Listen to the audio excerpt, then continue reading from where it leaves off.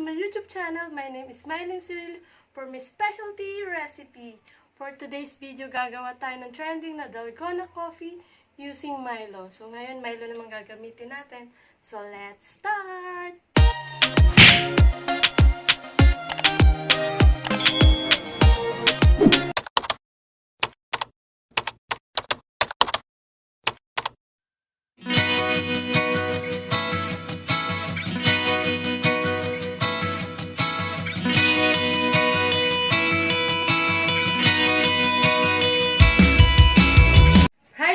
Ngayon gagawa ulit tayo ng Dalgona Coffee, pero Milo.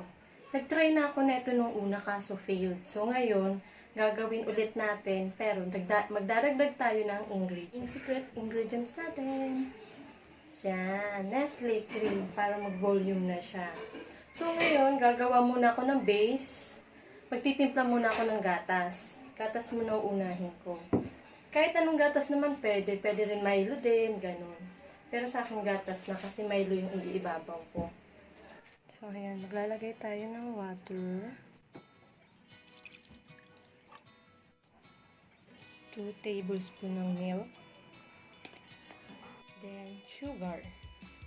Yung sa sugar po, bahala kayo kung anong gusto nyong tamis. Kung gusto nyo po dagdagan nyo po. Then, set aside po natin siya at gawin na natin ang Dalgona Milo. 2 tablespoon ng Milo, 2 tablespoon ng sugar. Then, mix natin. Ngayon, hindi natin lalagyan ng hot water. Ito lang dalawa. Then, set aside muna natin at gawin na natin yung Nestle cream. Tapos ngayon, i-mix na natin siya.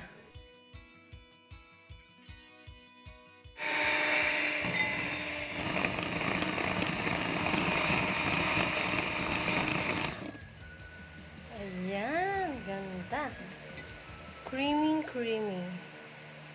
Tapos ngayon guys, isasama na natin yung pinaghalong 2 tablespoon of Milo and 2 tablespoon of sugar. So, combined na natin.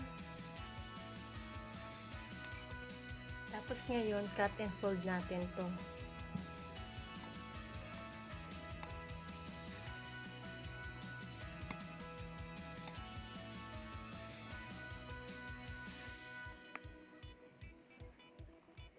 Wow, ayan na. Meron na tayong Dalgona Milo.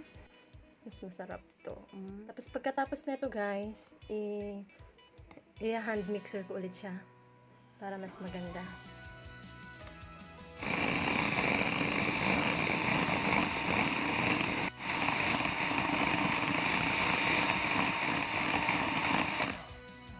Smooth na siya. Hindi na siya guys.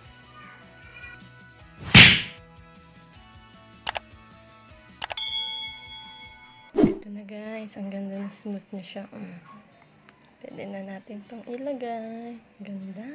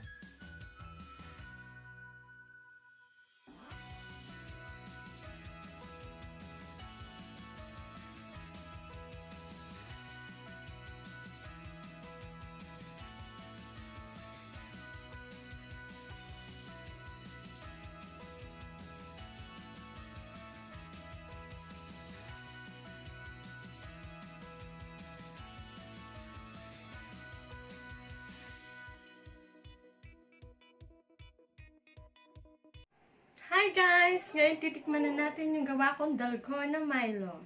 So, tara!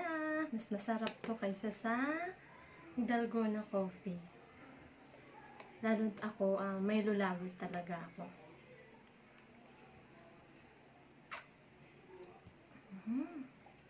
Sarap. Yung nilagay ko pala guys sa ibabaw niya, yung Ito yung nilagay ko. Kahit ano pwede nyo ilagay sa ibabaw. Guys, may ginawa pala akong condensed milk cake. So ngayon, itong ipapartner natin dito sa Dalgona Milo.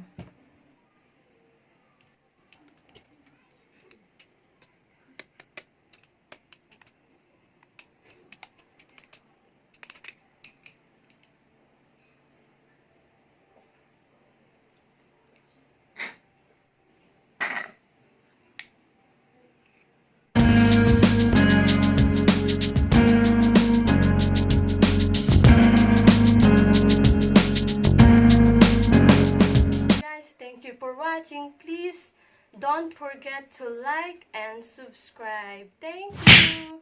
Ingat po kayo palagi. Dios Mabalos! Bye-bye!